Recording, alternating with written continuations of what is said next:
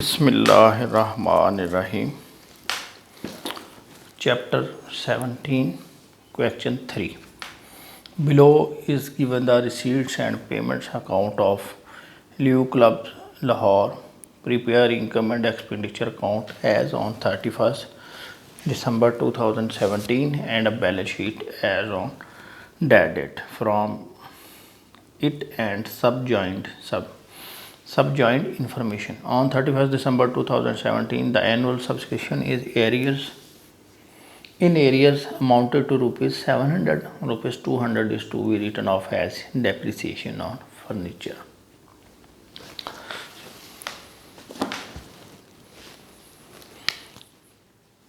लिखें club name ल्यूज club Lahore.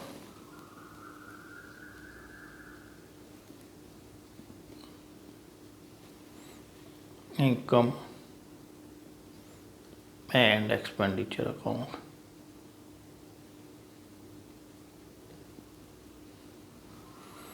for the year ended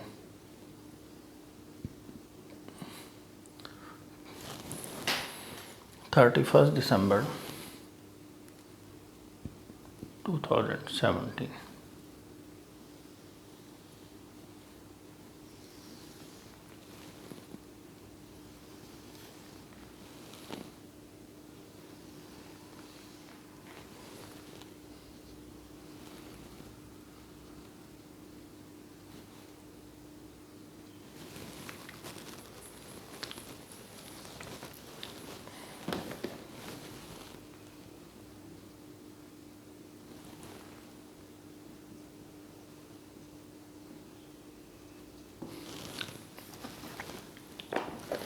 ji,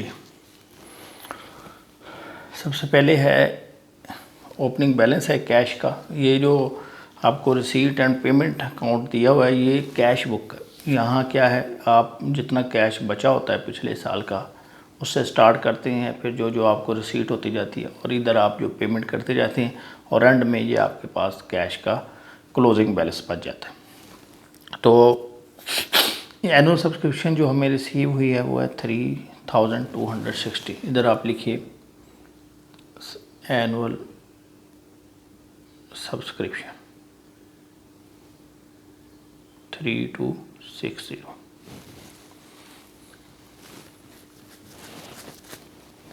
adjustment में कह रहा है the annual subscription in arrears, यानी अभी बकाया जात हैं हमने लोगों से लेने हैं. इनकम के एरियर का मतलब कि इनकम अभी हमने वसूल करनी है. Amounted to rupees 700. तो क्या है, ये अक्रूड इनकम है, इसमें ऐड कर देंगे, इधर लिख देंगे अक्रूड या एरियर्स. Accrued subscription 700 3960. आगे लाइफ मेंबरशिप फ़ी है. तो लाइफ मेंबरशिप फ़ी ये होती है कि आप इकट्ठे वसूल कर लेते हैं कई सालों के पैसे, ऑफ़र करते हैं लोगों को कि जी आप ऐसे करें. वैसे एक एग्जांपल देता हूँ कि हमारी एनुअल सब्सक्रिप्शन है 1000 रुपये. अब जो पुराने मेंबर्स हैं या सीनियर मेंबर्स हैं, हम उनको कहते हैं, सीनियर मेंबर्स को कहते हैं कि आप ऐसा करें कि हर साल हमें 1000 रुपये पे करेंगे. तो आप ऐसा करें, हमें 5000 रुपये दे दें इकट्ठा, तो पूरी लाइफ के मेंबर बन जाए. लाइफ में अब ये जो सब्सक्रिप्शन हमें लाइफ मेंबरशिप में मिलती है ये कई सालों की है, इकट्ठी है. तो फिर इसको क्या किया जाता है, जो इनकम कई सालों की इकट्ठी हो मिल जाए वो कैपिटलाइज की जाती है, क्योंकि वो एक साल की इनकम नहीं है. एक साल की इनकम हो तो उसको तो लिखने में हमें कोई प्रॉब्लम नहीं है, क्योंकि हम एक साल का ये बना रहे हैं इनकम एंड एक्सपेंडिचर अकाउंट. लेकिन इसमें अगर कई सालों की इनकम, एसेट को भी यहाँ पे क्यों नहीं लिखते एक्सपेंडिचर में, क्योंकि एसेट का हम फ़ायदा कई सालों तक उठाते हैं. तो जितना एसेट यूज़ हो जाता है एक साल में वो इधर लिखते हैं, बाकी बैलेंस शीट में लिखा जाता है. तो इसी तरह ये भी है कि ये कई सालों की इनकम हमें इकट्ठी मिल जाती है, ठीक है, जबकि हम तो ये बना रहे हैं एक साल का. तो फिर क्या करते हैं, इस इनकम को हम या तो थोड़ा थोड़ा इधर लिखते हैं, कुछ पार्ट इधर लिखते हैं, और जो ज़्यादा पार्ट है वो बैलेंस शीट में लिखा जाता है, उनको हम क्या करते हैं, कैपिटलाइज कर लेते हैं। तो लाइफ मेंबरशिप में कई सालों की इनकम होती है, तो इसको भी कैपिटलाइज किया जाता है। अब ये डिपेंड करता है कंपनी की पॉलिसी में। अभी इस क्वेश्चन में उसने क्या किया कि जो लाइफ मेंबरशिप फ़ी है, वैसे तो ये सारी कैपिटलाइज होनी चाहिए, पूरी की पूरी, लेकिन उन्होंने जैसे ऊपर किया था कि एंट्रेंस फीस का 1/3 उसने कहा रेवेन्यू में ले जाएं और बाकी हमने कैपिटलाइज कर लिया था। तो यहाँ भी उसने क्या किया कि इस इनकम का, ये जो लाइफ मेंबरशिप फ़ी है, इस इनकम का कुछ पार्ट जो है वो उसने इधर ले लिया रेवेन्यू में और बाकी ले गया उधर। उसने 10% लिया, मैंने इस क्वेश्चन में 10% ऑफ लाइफ मेंबरशिप फ़ी उसने रेवेन्यू कर ली और बाकी जो 90% है उसको कैपिटलाइज बना लिया। तो हम भी ऐसा ही करते हैं अगर आपने ये आंसर टैली करना है।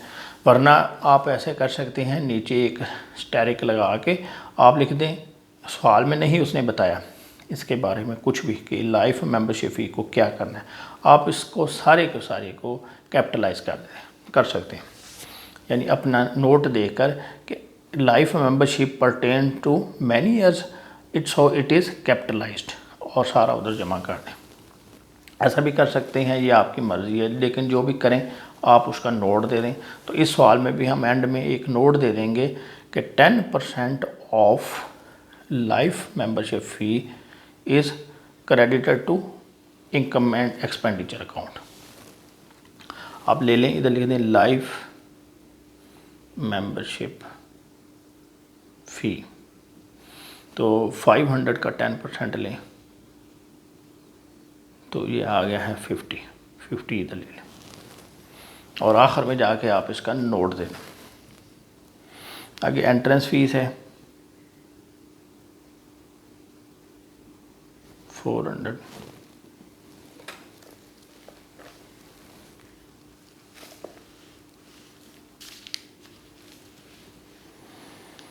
मिसलेनियस रिसीट्स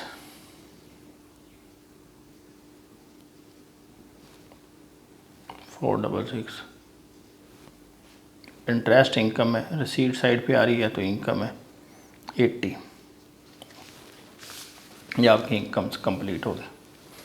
अब हम बढ़ते हैं पेमेंट साइड पे। सबसे पहले आ रहा है जनरल एक्सपेंसेस, तो लिखते हैं जनरल एक्सपेंसेस 1084। आगे सैलरीज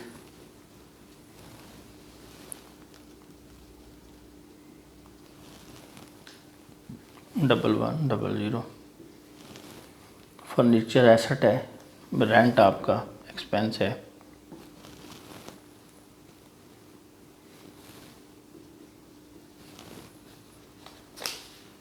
आगे प्रिंटिंग और पेयर्स, प्रिंटिंग है 250,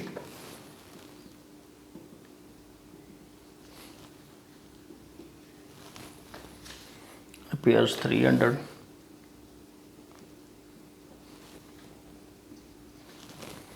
और 200 उसने लिखा है डेप्रिसिएशन ऑन फर्नीचर।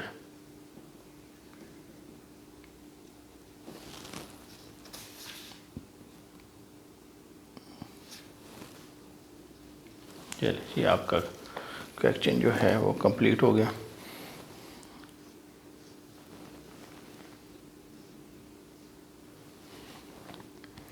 थ्री 960।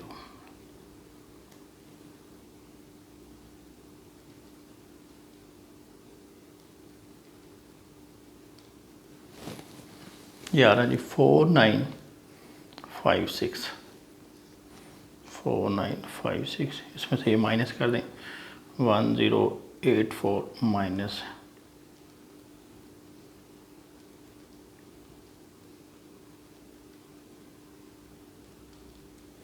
902, इसको लिखेंगे सरप्लस या excess of income over expenditure. अब इधर आ जाएं बैलेंस शीट पर। ल्यूज club balance sheet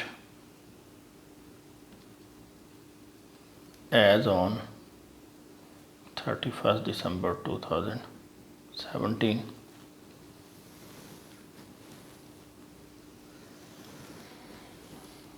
assets, liabilities,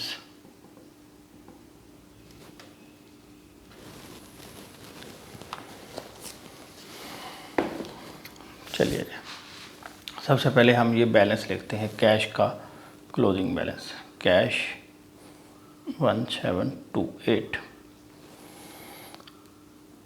इसके बाद ये हमारी जो एनुअल सब्सक्रिप्शन है जो हमने अभी वसूल नहीं की, अक्रूड सब्सक्रिप्शन,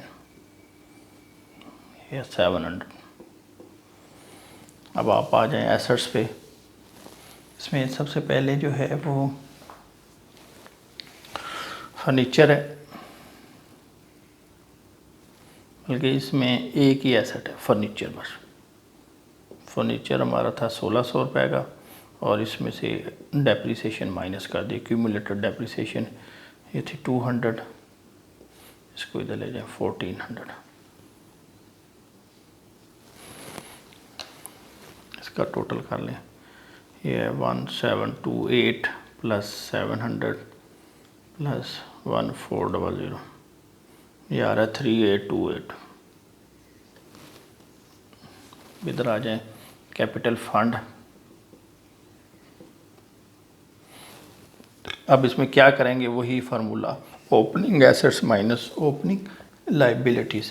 ओपनिंग एसेट्स हैं हमारे 2476, ये जो कैश का ओपनिंग बैलेंस, और कोई नहीं था। अब इसमें से माइनस कर दें ओपनिंग लाइबिलिटीज़, वो कोई नहीं है, तो इसका मतलब यही हमारा कैपिटल फंड होगा। इधर लिखें 2476। अब इसमें क्या करें आप, एक तो ऐड करें सरप्लस यानी एक्सेस ऑफ इनकम, ये 902। फिर इसमें हमने क्या किया है, वो लाइफ मेंबरशिप का 10% उधर ले गए थे। अब बाकी जो है 500 का आप 90%, ये बनता है 450, वो इधर ऐड कर दें। इसको लिख दें लाइफ मेंबरशिप फ़ी। इसी तरह और इसमें कोई चीज़ नहीं है, बस इन तीनों को ऐड कर लें। 2476 प्लस 902 प्लस 450, ये आ गया 3828। इसको इधर ले आए 3828। ये टोटल लाइबिलिटीज़ हो जाएगा टोटल एसेट्स। चलिए आपका क्वेश्चन 3 कंप्लीट हो गया। कोई चीज़ आपको समझ नहीं आई तो वो आप कमेंट्स के ज़रिए पूछ सकते हैं। Thank you very much.